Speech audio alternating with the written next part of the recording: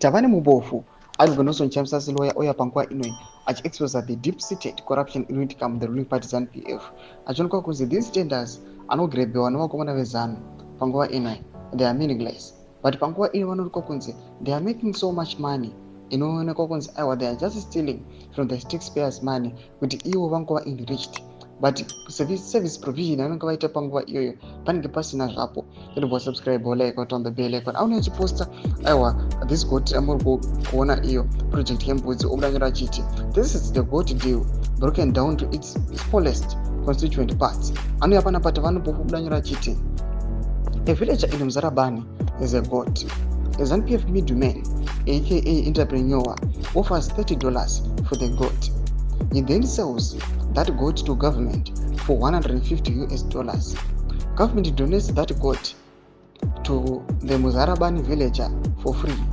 So government loses $150 for sending back the goat to the villager.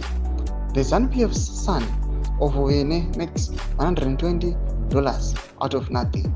We all pay $150 for a national flock that's not grown. Nomashwa kudata kopanapa natavana mpofu kuti aiwa ndo zviri kuitiwa nevakomana the regime panguva ine kuti vanongoya zvavo voita zvanenge vachida.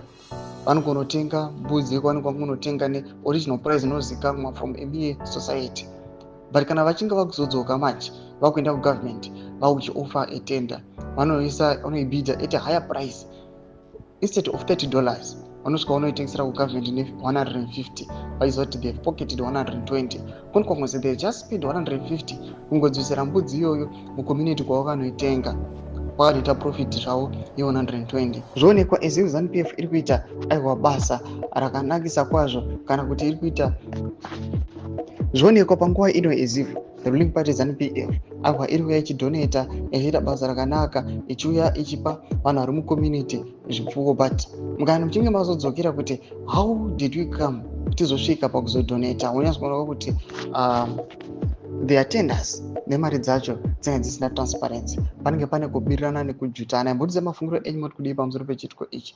Wabvina comment section medu zvamafungiro enyu, subscribe, like,